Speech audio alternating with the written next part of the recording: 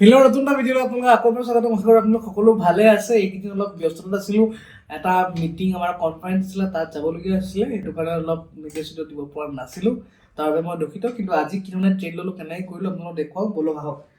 আজি ইয়াত চাব পাৰে, আমি ইয়াত এটা ট্ৰেড প্লেন আপ কৰিলোঁ, ইয়াত দুটা স্কেল প্লেন আপ কৰিলোঁ, সিমানটো it's done for the day হৈ গ'ল আমাৰ। এতিয়া আপুনি দেখি পাইছে, জাষ্ট মাৰ্কেট শেষ হৈছে আৰু ইয়াত আজি আমাৰ 1,08,000 প্লাছ আমি প্ৰফিট বুকিং কৰিলোঁ।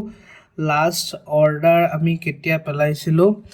9:33 আমি লাষ্ট অৰ্ডাৰ পেলাইছোঁ। ঠিক আছে, হৈ গ'ল 9:30 আমাৰ ট্ৰেড খতম হৈ গ'ল। ফাৰ্ষ্ট মোমেণ্টাম স্কেল্প কৰিলোঁ। ঠিক আছে, দুবাৰ এণ্ট্ৰি লোৱাৰ কাৰণে ইয়াত 45,000 কোৱান্টিটি দেখুৱাইছে। 45,000 কোৱান্টিটি নহয়, এবাৰ এক্সিট কৰি আকৌ এবাৰ এণ্ট্ৰি ল'লোঁ, সেইটো কাৰণে। চ' এইকেইটা আমাৰ তিনিটা ট্ৰেড আছিলে। এটা ট্ৰেড এইটো মই লোৱা নাই, বাট এই ট্ৰেডটো ইয়াত ল'ব লাগিছিলে। কিয় ল'ব লাগিছিলে মই দেখুৱাই দিম। এটা ট্ৰেড ইয়াত ল'লোঁ, ইয়াত স্কেল্পত ওলাই গ'লোঁ, টাৰ্গেট এইডোখৰলৈকে আছিলে, কিয় আছিলে চব এক্সপ্লেইন কৰিম। প্ৰথমতে নিফটিত চাই লওঁ, নিফটিত কি হ'ল। এতিয়া যদি আপুনি এইটো অবজাৰ্ভ কৰে ন, এই যোনটো মাৰ্কেটখন ইয়াৰ পৰা পৰি আহিছে, এইটো এটা কি ট্ৰেণ্ড এটা ক্ৰিয়েট কৰিছে, লাষ্টৰ ডাউন ট্ৰেণ্ড। এই লাষ্টৰ ডাউন ট্ৰেণ্ডটো যোনটো ক্ৰিয়েট কৰিলে, এই ডাউন ট্ৰেণ্ডটো ক্ৰিয়েট কৰাৰ পিছত তললৈ আজি পৰিলে। প্ৰথমতে যিটো অবজাৰ্ভ কৰিব, সদায় এইটো অবজাৰ্ভ কৰিব, আৰু এই বস্তুটো সদায় মাৰ্কেটে মেইনটেইন কৰে। ক্লিয়াৰ, মাৰ্কেটে এই বস্তুটো সদায় মেইনটেইন কৰে। যদি আগদিনাখন সম্পূৰ্ণ ডাউন ট্ৰেণ্ড থাকে বা 2-3 দিন ধৰি যদি সম্পূৰ্ণ যদি ডাউন ট্ৰেণ্ড যদি থাকে, তেতিয়া কি হয়, ৰাতিপুৱাই যদি মাৰ্কেট যদি গেপ ডাউন খোল খায় আৰু ৰাতিপুৱাই যদি বুলিছ পেটাৰ্ণ বনায় এটা ইম্পৰ্টেণ্ট লেভেলত, যেনেকৈ এইটো আমাৰ ইম্পৰ্টেণ্ট লেভেল আছিলে 24,400।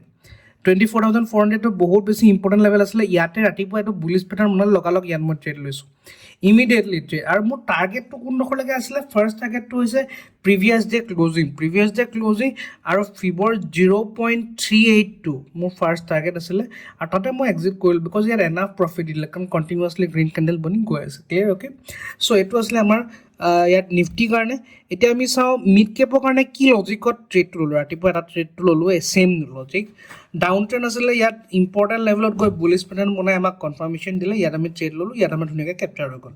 নেক্সট এটা ট্ৰেড ইয়াত ল'বলগীয়া আছে, যোনটো আমাৰ দৰকাৰো নপৰিলে ইয়াত ট্ৰেড ল'বলৈ। ক্লিয়াৰ, ইয়াত দৰকাৰো নপৰিলে আমাৰ ইয়াত ট্ৰেড ল'বলৈ।